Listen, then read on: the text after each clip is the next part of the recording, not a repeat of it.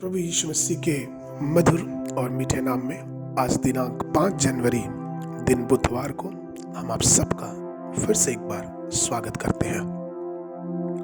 आज के दिन के लिए जो पद है वह लिया गया है यहेजकेल नबी की पुस्तक उसका 11 अध्याय उसका 19 पद। वचन इस प्रकार से कहता है, और मैं उनका हृदय एक कर दूंगा और उनके भीतर नई आत्मा उत्पन्न करूंगा और उनकी देह में से पत्थर का सा हृदय निकालकर उन्हें मांस का हृदय दूंगा।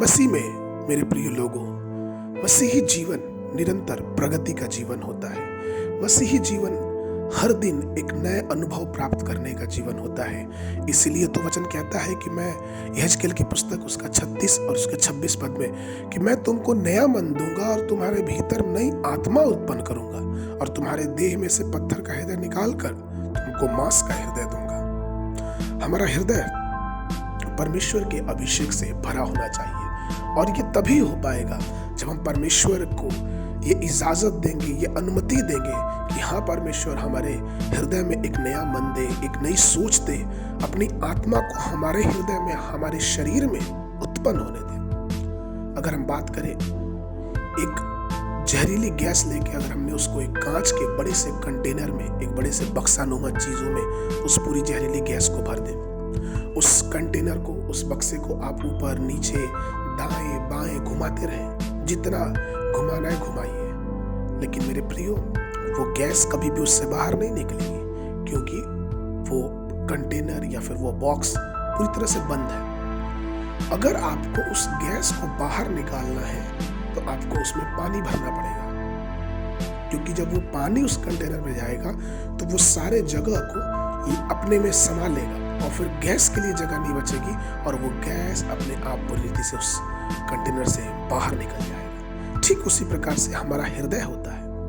अगर हम अपने हृदय को खाली रखेंगे, अगर हमारा मन, अगर हमारी सोच, अगर हमारी बुद्धि खाली है, तो निश्चय रूप से हमारे अंदर अलग अलग प्रकार, अलग अलग बातें, अलग अलग गंदगियां भरती जाएंगी।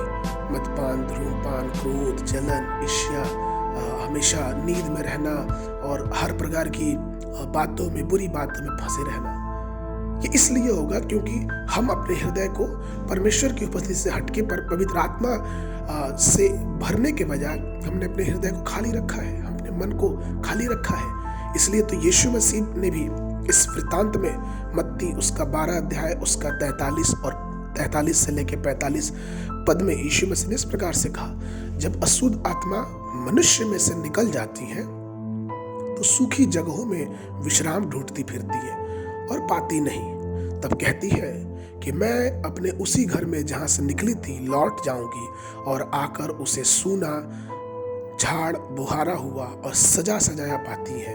तब वह जाकर अपने से और बुरी 7 आत्माओं को अपने साथ लेके आती है और उसमें बैठकर वहां वास करती है और उस मनुष्य की पिछली दशा से पहले से भी बुरी हो जाती है।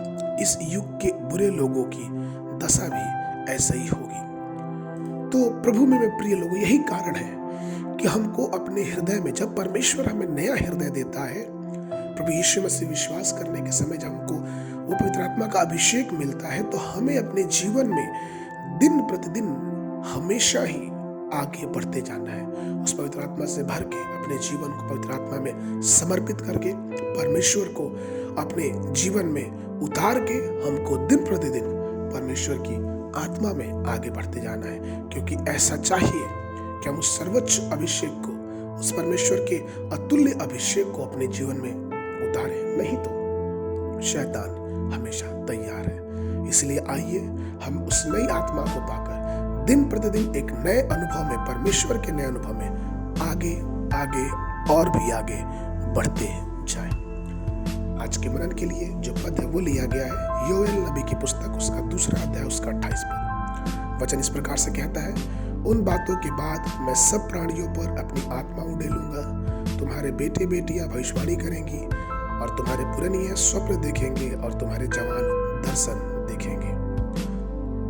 और अगर आपने इस वर्ष बाइबल पढ़ना प्रारंभ किया है तो सुबह के समय उत्पत्ति की पुस्तक उसका अध्याय 13, 14, 15 और संध्या के समय मत्ती रचित सुसमाचार उसका अध्याय 5 पद 1 से लेके 26 तक।